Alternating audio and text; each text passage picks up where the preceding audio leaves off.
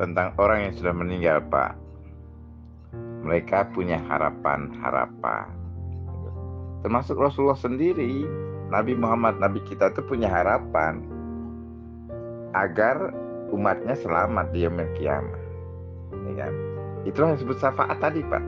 Syafaat itu Nabi Muhammad punya harapan agar umat Islam ini selamat di akhirat. Tetapi Nabi Muhammad sendiri tidak bisa menyelamatkan kalau hambanya itu kan syirik kepada Allah. Misalnya, inna syirka zulmun azim, syirik itu kezaliman yang besar. Nah, karena itu ilmu tauhid adalah ilmu yang super penting kita pelajari. Kalau kita nih syirik, maka itu dosa besar, Pak.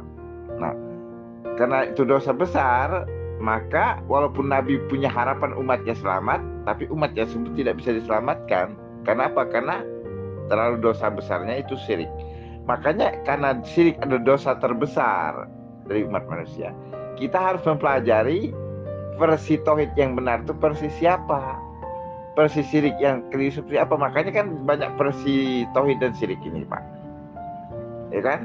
Ada versi tauhid dan syirik versinya Salafi Wahabi, ada tauhid dan syirik versinya Syiah Imamiyah, ada versi tauhid dan syirik versinya daripada Ahli Sunnah wal Jamaah dan lain sebagainya. Kenapa saya bilang tidak kepada Al-Quran, Pak? Begini, semuanya itu megang Al-Quran, Pak.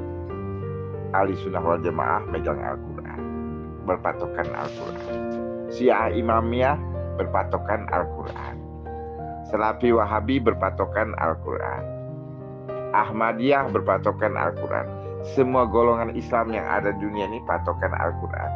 Tapi yang bermasalah, Pak, bukan Al-Qurannya. Bermasalahnya adalah tiap-tiap golongan itu punya penafsiran, pemahaman, takwil dan tafsir tentang Al-Quran yang beragam dan berbeda-beda. Nah, kita bukan masalah Qurannya sebenarnya, mencari dari berbagai tafsir tadi, dari berbagai pemahaman tadi, dari berbagai golongan itu, tafsir yang mana yang tepat, yang tepat memuaskan pikiran Bapak, menenteramkan jiwa Bapak, ya kan? Sesuai dengan fitrahnya Bapak. Ketiga perkara itu sesuai dengan logika Bapak, yang memuaskan akal Bapak, ya kan? Menenteramkan jiwa kita, serta sesuai dengan fitrah kita, bahwa kita itu sebenarnya mencari kebenaran. Nah, makanya kita dengan berbanyak versi itu, kita mencari yang mana yang benar. Karena semua versi mengacu ke Al-Quran semua, Pak. Tapi masalahnya setiap versi itu mereka berbeda-beda dalam memahami Al-Quran. Nah, jadi maka saya katakan versi mana yang sesuai Quran itu, karena semuanya mengaku masing-masing sesuai versi Al-Quran. Nah, makanya saya katakan kalau sudah Al-Quran itu kan sudah final, Pak. Tapi yang jadi masalah penafsiran yang berbeda-beda, itulah yang kita harus cari mana yang paling tepat menurut pemikiran kita sendiri, logika kita sendiri, menurut fitrah kita sendiri, dan menenteramkan jiwa kita, atau malah memusingkan. Kalau menenteramkan jiwa, menenangkan jiwa kita, ya itulah yang kita ikuti, Pak. Ya kan, begitu. Dan setiap orang bisa jadi beda-beda. Mungkin saya lebih memilih pemahaman saya berbeda dengan pemahaman Bapak, tapi semuanya mengacu kepada Al-Quran tadi, Pak. Gitu loh. Nah, itu. Jadi kalau menurut saya, orang yang sudah meninggal itu bukan mendoakan, mereka punya harapan-harapan, dan akhirnya harapan-harapan itu disebut rahmat tadi, harapan-harapan kebaikan kepada misalnya orang tua kita sudah meninggal, mereka punya harapan anak-anaknya juga selamat, jangan sampai masuk neraka. Maka harapan itu terkabul kalau anak-anaknya tidak menyekutukan Allah, anak-anaknya soleh. Nah, kan begitu. Jadi menurut saya bukan mendoakan, tapi harapan-harapan. Orang-orang yang sudah meninggal punya harapan-harapan, baik harapan untuk dirinya, baik pun harapan untuk anggota keluarganya yang dia tinggalkan. Nah, begitu, Pak. Yang jawaban saya yang kedua dari video. Saya panjang lebar, Pak, supaya kita tidak ada lagi pertanyaan-pertanyaan yang menyulitkan. Maka saya buat panjang lebar ini, Pak. Demikian. Waalaikumsalam warahmatullahi wabarakatuh. Ini pertanyaan yang sangat super, Pak, sangat bagus.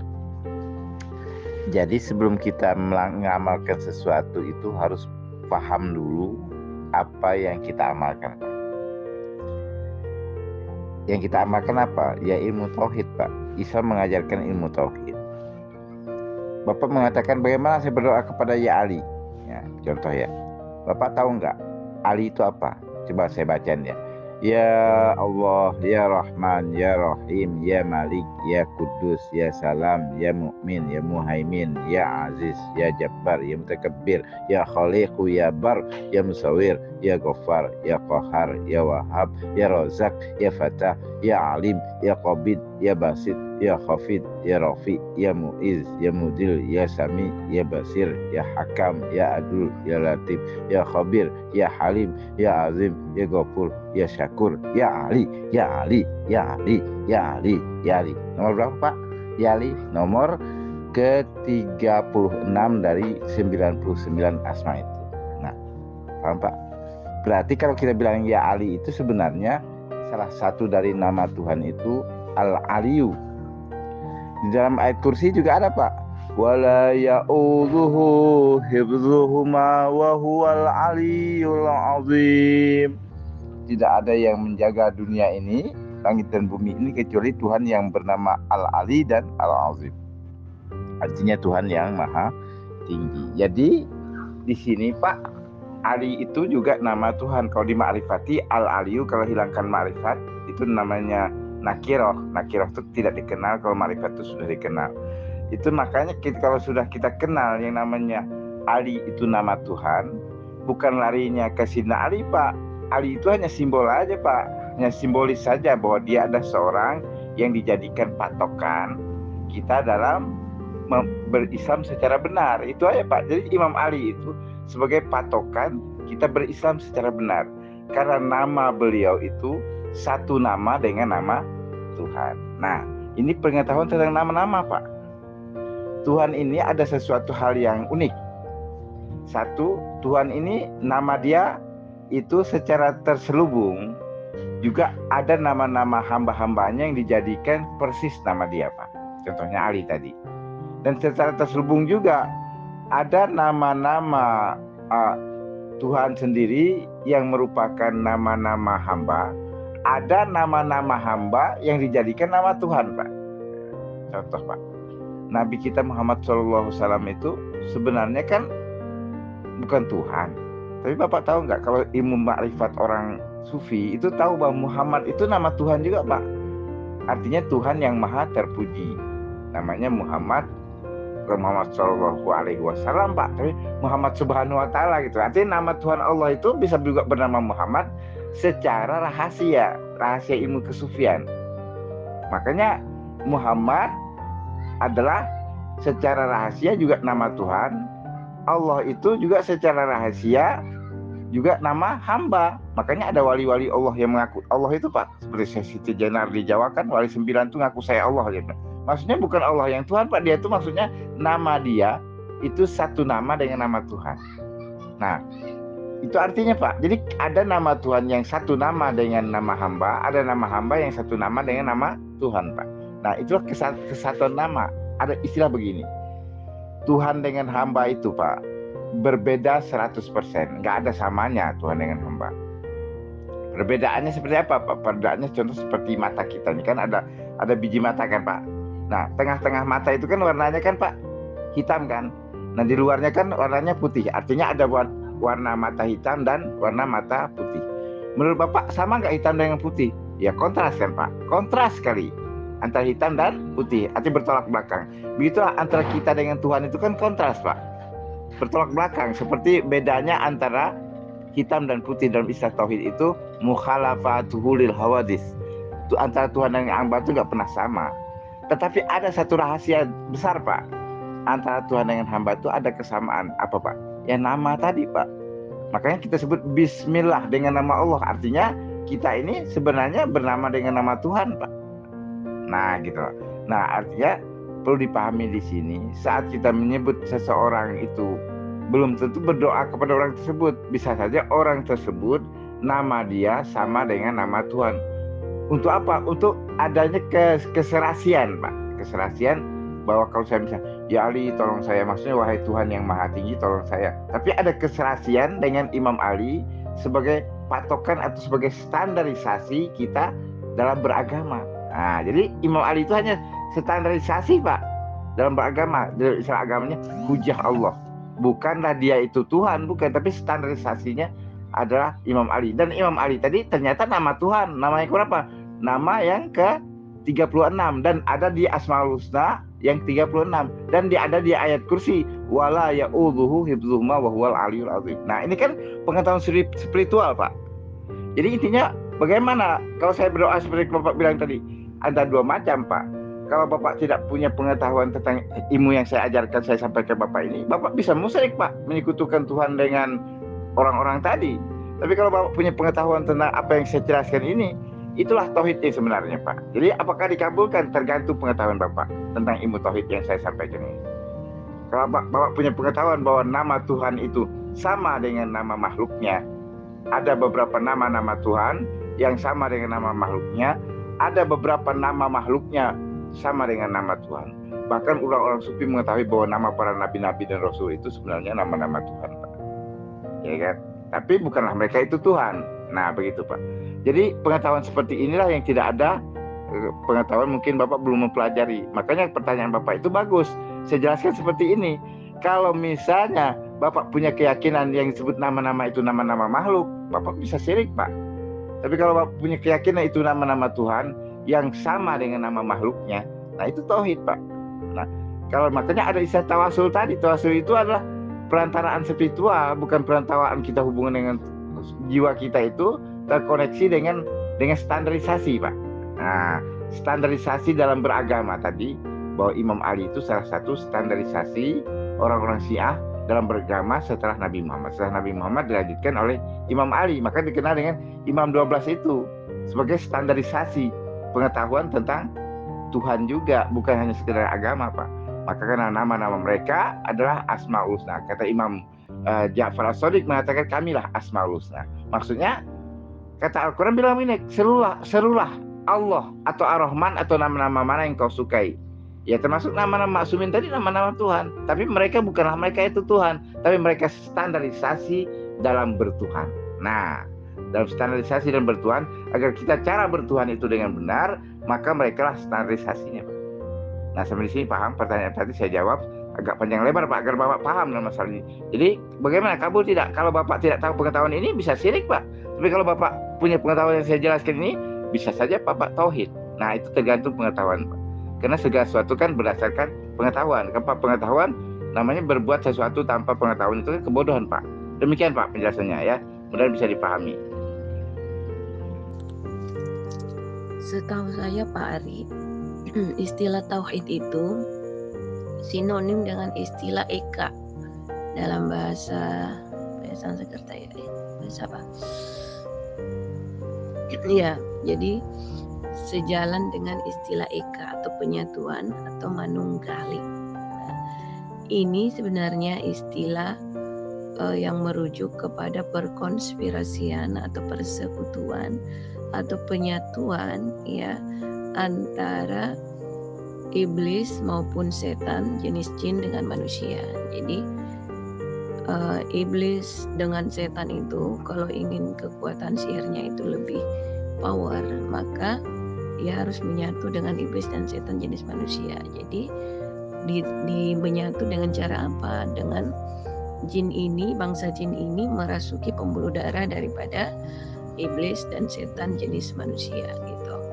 Jadi ini istilah tauhid ini sama dengan manunggaling. Nah, jadi bedakan dengan lafal Esa al-Ahad dengan al-Wahid tunggal.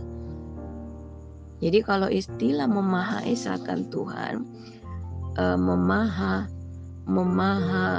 tunggalkan Tuhan, ya itu berbeda dengan Eka gitu atau tauhid. Jadi Esa Tunggal Eka itu berbeda. Dan sebenarnya kalau kita bicara perlakuan seperti ini, sebenarnya iblis pun juga kalau penyembah iblis itu adalah memahaesakan iblis, tunggalkan juga iblis. Hanya siapa tujuan objeknya itu gitu. Siapa yang dikenai laku ini, apakah Tuhan atau iblis? Sesembahan yang benar, apa sesembahan yang nggak benar, atau sesembahan yang batil, ilah yang asli apa ilahnya palsu, bapak yang benar apa bapak yang nggak benar. Seperti itu, Pak, penggunaan kosakatanya Eka, Esa, dan Tunggal. Nah, perihal nama dari Tuhan, yang nama dari Tuhan itu dikenal ada dua, ada yang mutasyabihat, ada yang muhkamat. Ayat yang nama dari Tuhan yang sifatnya mutasyabihat seperti Yudhi Fafe yang gramatikalnya tetragramaton 4 huruf. Ini adalah nama Tuhan yang sifatnya mutasyabihat. Mutasyabihatnya ini mutasyabihat absolut, ya, bukan yang nisbi. Jadi ini tidak hanya bisa karena kan kalau ayat mutasyabihat itu kan cirinya tidak bisa ditakwil. Jadi masih ada yang bisa ditafsir. Tapi kalau nama dari Tuhan yang sifatnya mutasyabihat bahkan tidak bisa ditafsir atau dialihbahasakan atau ditranslate. Nah, itu.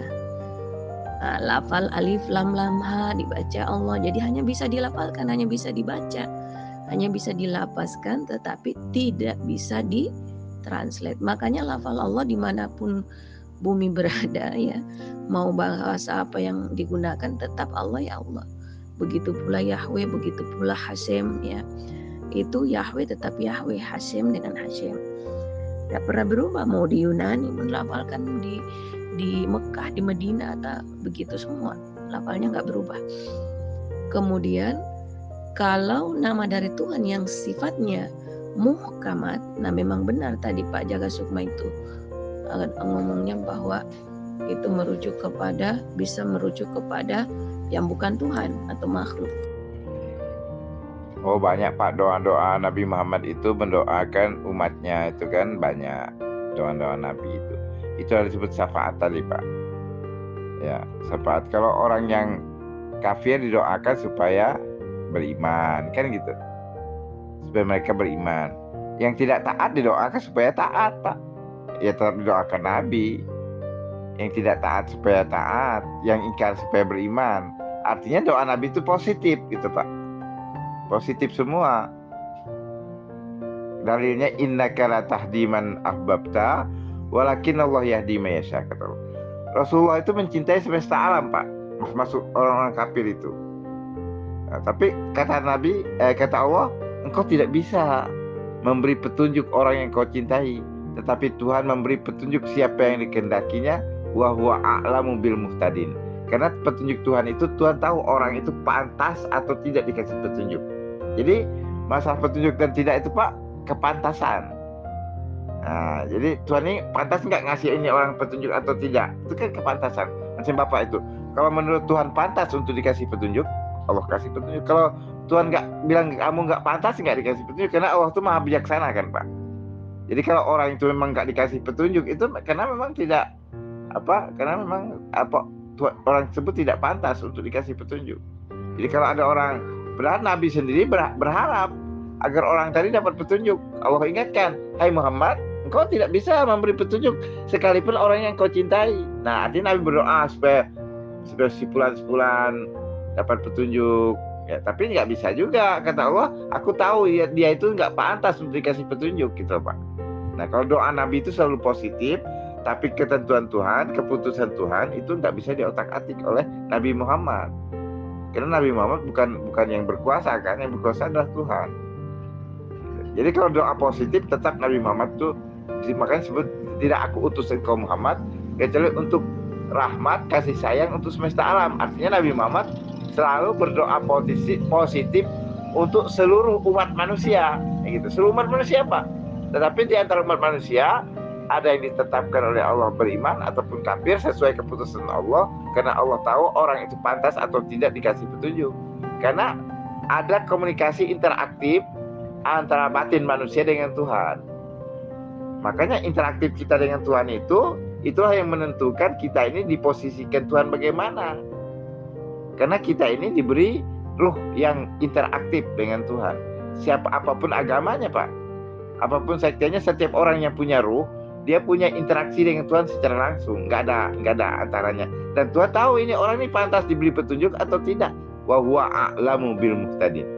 Tuhan lebih tahu siapa yang pantas untuk mendapat petunjuk. Tapi Nabi Muhammad ingin orang yang dia cintai dapat petunjuk, ya kan? Dia doa, ya.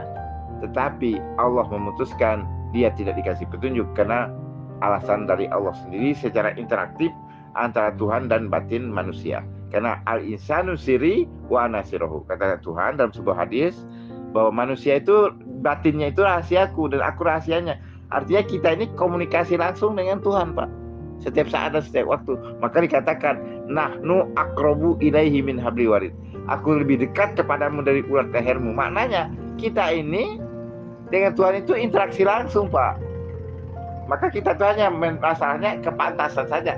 Pantas nggak orang ini kukasih petunjuk? Gitu. Pantas nggak orang ini kukasih kekayaan? Itu kan dia orang jadi kaya. Kenapa pantas dia untuk kaya? Ada pantas orang yang dikasih kemiskinan. Karena dia pantas untuk miskin. Pantas nggak orang yang diberi kesehatan? Dia pantas untuk sehat. Pantas nggak orang yang diberi penyakit? Dia pantas untuk sakit. Jadi kepantasan itu Allah yang tahu. Nah, itulah interaksi antara batin manusia dengan Tuhannya. Karena batin manusia itu rahasia Tuhan tanpa hijab. Karena Tuhan itu lebih dekat kepada kita dari urat leher kita. Maknanya antara manusia dan hatinya itu adalah sangat dekat sekali. Tidak ada jeda, tidak ada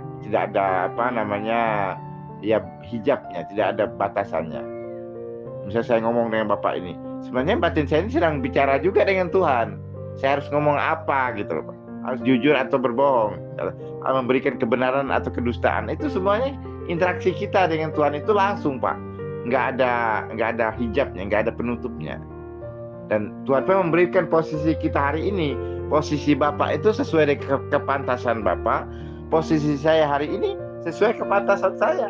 Tuhan maha bijaksana dan maha tahu itu semua. Demikian, Pak, kira-kira ya. Jadi pertanyaannya saya jawab panjang semua. Kenapa? Supaya kita ada interaksi, Pak. Interaksi pemahaman. Demikian, Pak. Jadi kalau saran saya si Jaga Sukma ini kalau perihal mengkultuskan ya ngapain juga sih harus Imam Ali ya. Sedangkan Rasulullah aja itu masih disebut nggak ini ya untuk dikultuskan, sekalian malaikat. Karena kan kalau Rasulullah jenis manusia kan itu masih waktu hidup di dunia kan masih syarat dengan kotoran, najis. Tapi kalau malaikat kan nggak ada kotoran, nggak ada apalagi yang disebut najis ya. Jadi mending malaikat tuh yang dia kultuskan tuh si Jaga Sukma. Nah, asma wa sifat itu nama yang sekaligus menjadi sifat dari Tuhan itu dikenal dengan nama dari Tuhan yang sifatnya muhkamat. Nah, ini memang benar dapat merujuk kepada yang bukan Tuhan, bukan hanya Imam Ali, seluruhnya dapat disematkan dengan nama sekaligus menjadi sifat dari Tuhan ini, Al-Adil. Jadi kalau dia merujuk kepada yang bukan Tuhan itu disebut si Adil tuh. Ini kan banyak yang punya nama Adil, sifatnya juga adil. Nah, kemudian kalau dia merujuk kepada Allah, kepada Tuhan ya, maka translate-nya itu seharusnya menjadi Sang Maha, karena Tuhan itu Maha gitu. Jadi kalau si Jaga Sukma itu ngomongnya bahwa Imam Ali-nya juga sama dengan Tuhan, enggak. Karena bahkan Rasulullah aja itu juga tidak maha, sama-sama dengan Imam Ali, sama-sama adil misal, tetapi keadilannya itu levelnya berbeda. Sama aja kalau kita misalnya mengatakan bahwa antara Imam Ali dan antara Rasulullah dengan yang bukan Rasul itu, Muslim yang bukan Rasul itu kan sama-sama logam mulia. Ya, nah cuma logam mulia kan ini berlevel-level, ataupun kalau sama-sama logam mulianya emas, karatnya juga berbeda. Ada yang 24 karat. Ya syafaat itu hanya berlaku ibarat kata itu karena ditambal-tambal aja. Tapi kalau kain yang mau ditambal itu nggak ada, ya apanya mau ditambal. Jadi kalau kaumnya Rasulullah Muhammad ini meninggalnya itu tanpa keimanan sebiji sesawi saja, ya bahkan pengakuan Tuhan sebagai Tuhan aja dia tolak ya, karena termasuk si Jaga Sukma ini, karena kalau dia menyatakan dirinya itu adalah Tuhan juga ya, perwujudan dari Tuhan, ya itu artinya dia menafikan bahwa Tuhan itu menolak pengakuan Tuhan akan kemahaesaannya, akan kemahatunggalannya, akan kemahasatuannya terhadap apa yang disebut kuantitas dan kualitasnya. satu dan satu-satunya dari segi jumlah dan dari segi sifat, dan dari segi kekuasaan, dari segi kehendak, dari segi pekerjaan. Gak ada taranya itu yang disebut Tuhan. Gitu. Jadi ini hati-hati aja ini si jaga sukma ini, ya.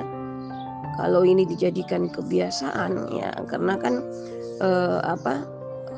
manusia itu akan mati syarat dengan sesuai dengan kebiasaannya kan. Nah, kalau kebiasaannya udah menyamakan dirinya dengan Tuhan, ya sama aja dia tidak mengakui Tuhan. Pengakuan Tuhan mengatakan Al-Wahid, Al-Ahad, Maha Tunggal, Maha Esa, baik dalam deret ukur, deret hitung, ya. Gitu. Nah, dia tolak itu kalau dia sering memposisikan dirinya juga adalah Tuhan. Versi Maha Esakan Tuhan, versi Maha Esakan Iblis, versi Maha Tunggalkan Tuhan, versi Maha Tunggalkan Iblis, itu satu versinya berdasarkan Alkitab. Nah, tinggal Alkitab bernama Al-Quran, ya, Alkitab edisi penutup bernama Al-Quran.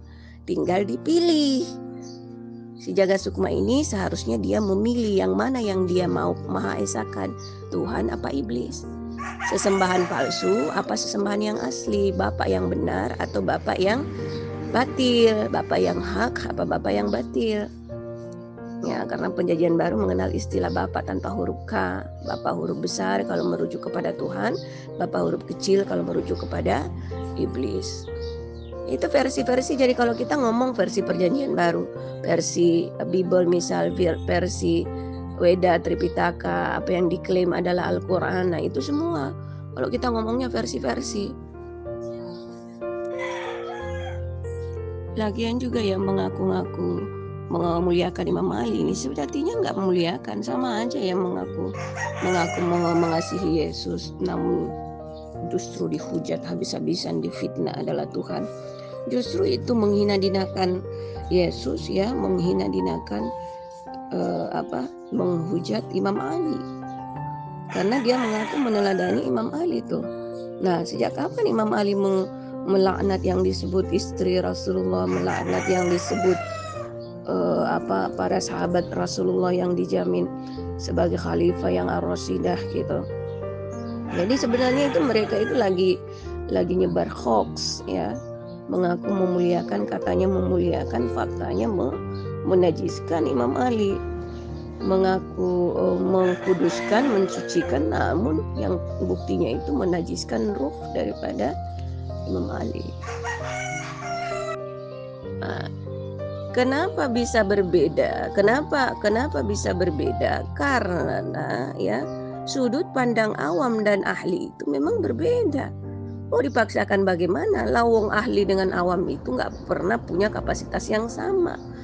Yang awam itu punya IQ kecerdasan di bawah rata-rata, ya. Sementara yang ahli kecerdasannya itu di atas rata-rata, dan itu udah pemberian mutlak dari Tuhan. Itu takdir mutlak, takdir mu'allak, itu bukan pilihan. Manusia memang udah difitrahkan beragam kapasitas otak, ya, IQ. Untuk itulah diharapkan sebagai berperan sebagai makhluk bersosial, makhluk sosial, saling tolong menolong. Ya. Nah, kalau si jaga sukma ini menyatakan berbeda, ya memang berbeda. Makanya yang awam itu jangan sok-sokan jadi ahli. Gitu. Serahkanlah urusan atau perkara kepada para ahlinya, dalam hal ini ulil amri. Biarkanlah para ahli, ya, para fuqaha, para mujtahid ini merumuskan segala sesuatu untuk kemaslahatan umat. Misalnya pemilihan pemimpin, khalifatullah, siapa yang layak jadi pemimpin, serahkan kepada ulil amri untuk ditunjuk. Kalau dibilang katanya si jaga sukma harusnya presiden itu ini, yang satu lagi bilang harusnya ini, ya lah, kapan kelarnya itu kalau begitu? Ya, itu dia, karena ulil amri misal generasi salaf atau salafus soleh, ya, menentukan ada 300 ribuan nomor hadis sahih dan sharih, ya, kesahihan dan kesarihannya itu dijamin gitu, keterang dan kejelasannya itu terang dan jelasnya itu udah dijamin tuh. Nah, tetapi didapatkan masih ada pertentangan di situ, ya, masih ada beragam tata cara yang memang nggak bisa dicari jalan tengahnya atau titik temunya, benang merahnya gitu. Berarti ada yang keliru di situ, ya. Maka tanggung jawab atau kewenangan daripada ulil amri generasi khalaf atau khalafus soleh untuk mengkritisi apa yang menjadi kekeliruan para pendahulunya ulil amri salaf ini. Itu yang seharusnya dilakukan. Jadi dari 300 ribuan nomor hadis sahih dan sahih, kewenangan ulil amri generasi khalaf ini menentukan dari yang sekian ini mana yang rojih. Nah, yang rojih inilah yang diterapkan gitu, yang kuat dalilnya. Ya, dari sekian banyak yang sahih, terang dan jelas, nah mana yang kuat di situ yang bisa diambil. Nah, yang bisa memfatwakan ini adalah para mujtahid, bukan si Jaga Sukma, bukan siapa-siapa. Sekelas alim ulama pun kalau dia hanya sendiri nggak bisa, dia harus banyak kepala merumuskan, karena umat Islam akhir zaman itu sejak masa kerasulan nggak maksum dia. Itu Khulafaur Rasyidin memang nggak maksum, tapi dia mendapat penjaminan daripada Rasulullah. Artinya dia dijamin punya kelebihan dibanding manusia yang nggak maksum lainnya. Itu tertulis bahwa siapapun yang dikehendaki Tuhan, itulah yang diberikan petunjuk. Siapa yang disesatkan, itu pula yang disesatkan. Itu bukan berarti bahwa Allah yang menerakakan seseorang, bukan. Tetapi Allah itu maha pengabul keinginan. Jadi kalau si Jaga Sukma ini menginginkan ya disesatkan oleh Allah, ya, maka Allah sesatkan. Terus yang dia bilang, adakah manusia ini yang menginginkan neraka? Yang menginginkan neraka itu yang enggan masuk surga. Siapa yang menolak masuk surga? Adalah yang membangkang keinginan-keinginan Tuhan. Apa yang Tuhan perintahkan nggak diamalkan, apa yang Tuhan larang justru diamalkan. Nah, itu buktinya dia meminta disesatkan. Sama halnya kalau disebutkan ya menghendaki siapa yang diberi petunjuk, artinya dia menginginkan petunjuk itu. Buktinya dia menerima petunjuk itu karena dia menuruti kehendak Tuhan, perintahnya diamalkan. Nah, itu buktinya. Berarti Allah semakin membukakan jalan terang ya, yang seluas-luasnya. Begitu maksudnya. Bukan berarti bahwa Allah itu tidak memberikan petunjuk. Sudah diberikan petunjuk, hanya perihalnya manusia ini ada yang menolak, ada yang menerima. Apa petunjuk yang Tuhan berikan buat kaum akhir zaman, kaumnya Rasulullah yang terakhir? Alkitab bernama Al-Quran, itu petanya itu ya, rule-nya, meterannya itu Al-Quran. Itulah petunjuk. Bahwa si Jaga Sukma ini menolak petunjuk ini, yaitu namanya pilihan. Itu artinya dia sama saja meminta disesatkan. Udahlah dikasih petanya, misal si Jaga Sukma ini ada di hutan nyasar gitu loh, sesat dia. Lah, kemudian dikasih peta tuh. Nah, dia aja menolak, sok-sokan dia mau bisa keluar sendiri dari hutan tanpa ada peta, tanpa ada guide. Nah, itu kebablasannya di situ. Itulah yang disebut Allah menghendaki kesesatan baginya, karena dia sendiri yang menghendaki itu. Jadi mengijabah kehendaknya gitu loh, mengabulkan keinginannya. Tuhan itu hanya mengabulkan keinginannya. Istilahnya kau jual, Allah borong.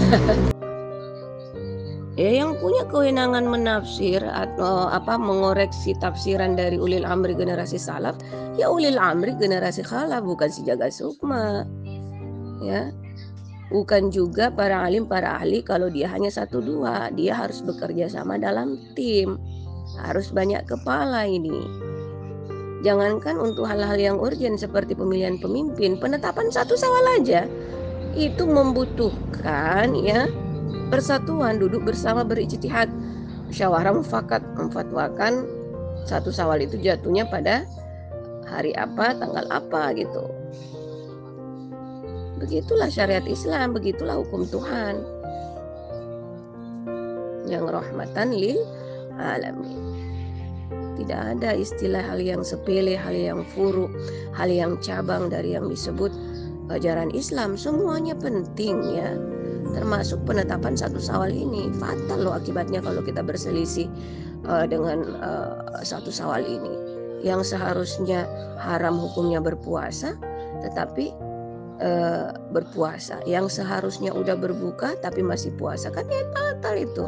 Jangan dikira bukan hal yang penting ini penetapan satu Syawal ini. Si Jaga Sukma ini ngomong berpedoman pada Al-Quran, tapi koar-koar menyebut agama apapun.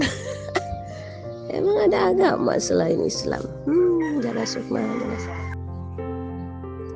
Ya, yang pantas dikekalkan petunjuknya itu disertai oleh Allah, ya senantiasa dalam penyertaan Allah itu. Yang memantaskan dirinya, siapa yang memantaskan dirinya? Yang senantiasa istiqomah berakidah mukmin, yang senantiasa sabar dan tabah berakhlak muslim, itulah yang disebut pantas dikekalkan ya. Jadi petunjuk ataupun perlindungan dari Allah itu akan terus menerus. Ya karena itu tadi si Jaga Sukma ini, itu free will itu ya. Bahkan Rasulullah itu tidak ada hak, jangankan Rasulullah, Tuhan sendiri tidak akan mungkin membujuk apalagi memaksakan manusia itu merubah keputusannya, merubah kehendaknya. Ya. Jadi bebas dia sebebas-bebasnya untuk menentukan jalan hidupnya. Yang begitu pula sakit dan sehat itu juga bukan free will, walaupun memang ada free will juga itu, ya. Tapi barulah disebut itu free will yang main ya, sakit dan sehat ini kalau udah ada ikhtiar ya, sudah menjaga pola hidup dengan bagus, sudah berusaha untuk yang konsumsi yang halalan thayyiban aja, menjauhi stres apapun, yang sudah senantiasa mengamalkan apa yang Tuhan perintah, udah menjauhi larangan Tuhan. Nah, tetapi ujung-ujungnya sakit seperti Nabiullah Ayub ya, itu kesakitan beliau itu bukan karena free will, tapi ada kesakitan, banyak kesakitan yang free will. Apa itu? Jadi vaksin ini salah satu contohnya itu adalah kehendaknya untuk memvaksinasi dirinya, membinasakan dirinya, ya, menyakiti dari dirinya, meracuni dirinya. Nah itu free will itu yang main, bukan Tuhan itu. Kalau perihal kaya miskin seperti itu tadi yang saya sebutkan, antara yang awam dan ahli yang punya kapasitas IQ di bawah rata-rata, di atas rata-rata, itu bukan free will itu ya. Dan lagian juga secara fitrah itu manusia itu diciptakan Tuhan itu tidak ada yang miskin, kaya dan cukup itu yang ada ya, kaya dan cukup ya, kecukupan dan kaya gitu. Itu aja dulu pilihannya. Jadi kalau ada yang nggak cukup, ada yang nggak kaya di antara manusia ini, alias merasa miskin atau miskin, berarti itu pilihan dia sendiri, bukan penentuan dari Allah, bukan kehendak dari Allah, bukan ketentuan dari Allah, tapi pilihan manusia sendiri, ketentuan dari manusia sendiri, kehendaknya, keinginannya untuk miskin gitu. Begitu yang disebut dengan fitrah ya, fitrah pembawaan. Nah kalau perihal IQ-nya di bawah rata itu Jaga Sukma mengatakan karena dia pantas, tidak, justru banyak yang cerdas-cerdas seperti Paulus itu justru menggunakan kecerdasannya ini untuk dengan mudah menghilangkan akal pikirannya. Justru kecerdasan ini kuasa yang diberikan Tuhan ya, kelebihan yang diberikan Tuhan kepadanya itu justru membuat bumerang bagi dirinya, karena dia memilih untuk menyesatkan dirinya. Justru orang yang cerdas itu lebih mudah untuk menyesatkan dirinya, murtadkan dirinya, ateiskan dirinya, atau nggak beragama lagi. Nah ini Bang Ari sebenarnya ini si Jaga Sukma ini dia mau kemana ini? Ngomong ngalor itu, nggak tahu dia fokusnya kemana ini. Begitu pula yang disebut rezeki ya, misalnya bentuk harta atau apa. Ini juga bukan hanya bukan hanya ikhtiar ya, takdir ikhtiar atau takdir free will atau pilihan. Ada juga rezeki yang tidak dipilih, datang dengan sendirinya oleh Allah kan gitu. Kita ambil pengibaratan itu, misal buah ya, yang jatuh dari pohonnya itu kemudian tergeletak di bawah itu ya, itu bisa menjadi rezeki yang istilahnya tanpa perlu diusahakan gitu loh. Nah ada juga yang rezeki yang diusahakan, artinya kita ambil tangga ya untuk memanjat, kita ambil penjolok, untung jolok, dan hasil dari itu pasti berbeda. Yang free will dengan yang bukan free will pasti hasilnya berbeda. Lebih berkualitas yang free will karena kita bisa milih-milih yang matang itu. Biasanya yang jatuh-jatuh itu kan karena dia ada berulat, karena dia ada kerusakan. Paling banter kalau kita beruntung paling 1-2 aja yang bagus. Kalaupun dia bagus juga bonyok ditanam misal karena jatuh dari ketinggian kan. Nah itu juga kan semua ada konsekuensi. Pilih mana, mau ambil yang dengan ikhtiar atau enggak, dengan free will atau menunggu aja tuh. Menunggu aja Tuhan nanti datang juga sendiri, kalau rezekinya juga memang datang sendiri. Nah begitu.